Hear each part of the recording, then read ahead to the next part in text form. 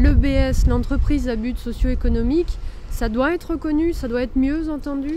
Ça doit être reconnu, ça doit être mieux entendu parce que c'est une vraie réponse dans un monde, dans une économie mondialisée, sur une économie qui est de toute façon une économie de marché. Mais c'est trop facile de dire que c'est parce que c'est l'économie de marché que ça ne va pas. On peut aborder l'économie de marché avec d'autres objectifs, il faut oser les affirmer. Un statut comme le statut de l'EBS permet de l'affirmer, mais pour que ça passe au niveau politique, il se passera encore du temps. Il y a une vraie question qui se pose derrière cela, à laquelle il y a une obligation de réponse. Et moi, je suis ravi de soutenir Pierre Duponchel et les équipes du Relais parce qu'ils posent des bonnes questions. Y a-t-il une place dans la société française pour celles et ceux que le système actuel écarte? Aujourd'hui, le débat politique préfère le confort des réponses à l'inconfort des questions. Et je constate malheureusement que souvent, lorsque le politique s'empare d'une question, il tue la question.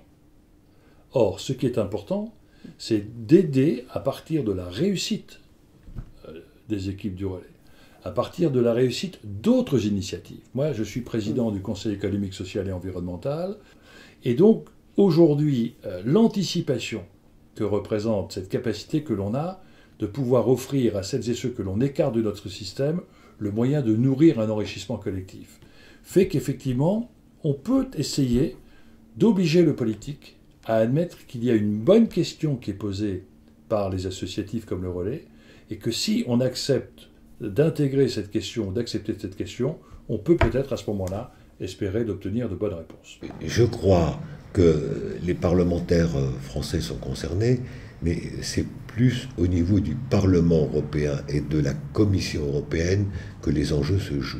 Parce que les règles telles qu'elles fonctionnent aujourd'hui en Europe, de l'économie libérale, puisque nous sommes avec beaucoup de gouvernements qui sont libéraux, donc c'est la dominante, ne permettent pas à l'heure actuelle de faire un statut spécial au nom de la libre concurrence entre les entreprises.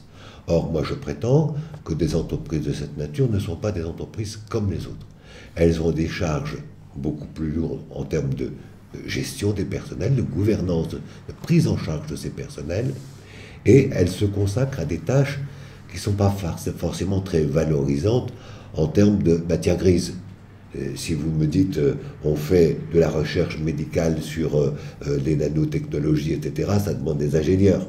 Là, ce n'est pas des ingénieurs, c'est des gens qui ont du mal à rentrer dans la vie du travail. Donc, il faudrait qu'au niveau européen, on sache croiser ce que j'appelle la notion de service public ou d'utilité générale, puisque en Europe, on utilise plutôt ce terme service d'intérêt général, avec cette notion d'entreprise à caractère social, d'insertion, de réintégration dans la vie et de conduite vers la réintégration complète de la citoyenneté. Parce que ça demande une démarche. Je ne sais pas en calculer le temps parce que ça varie d'une personne à l'autre, hein, bien sûr. Mais il faut qu'il y ait un statut spécifique européen de ce type d'entreprise, qu'elle soit davantage soutenue par des clauses fiscales, par des clauses administratives, par des clauses judiciaires, qui leur permettent de résister à la concurrence. Et on a cherché aussi, nous, puisqu'on nous avait dit qu'il suffit que 2 pays en Europe aient un statut spécifique sur l'EBS, et automatiquement ça peut devenir une réglementation européenne. Comme il y a déjà Terre en Belgique, qui est pile dans notre démarche, on s'est dit, nous, on va travailler aussi en français. Il y a eu même une période d'une dizaine d'années où Terre et nous, on a milité ensemble dans des colloques, dans des réunions, et pour faire passer ce message-là. Mais il faut quand même à un moment donné que ça passe à l'Assemblée, que ça passe au Sénat, donc que des députés et des sénateurs le mettent dans la priorité de leurs interventions. Et aujourd'hui, hélas, ça reste encore trop conceptuel et peu mobilisateur dans l'opinion publique. C'est trop conceptuel pour être mobilisateur. Donc il faut arriver à le faire passer autrement. Je pense que la meilleure façon de le faire passer, c'est de prouver que ça peut marcher. C'est que les gens qui sont dans les EBS indiquent bien l'intérêt qu'ils ont, qu'est-ce qu'ils vivent dans l'EBS et si c'est un intérêt ou pas, et fassent eux-mêmes la promotion de tout ça et que petit à petit ça fasse tache d'huile. Le rêve, ça serait faire tache d'huile. Ça serait que que l'expérience se duplique au-delà du relais.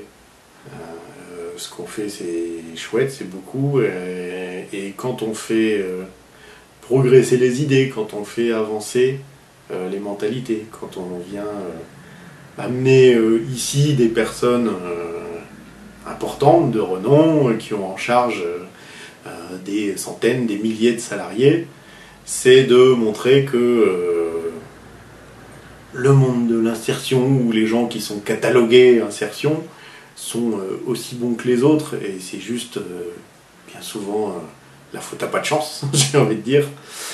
Donc ça serait que des gens comme ça décident de repenser leur politique RH, de Ressources humaines.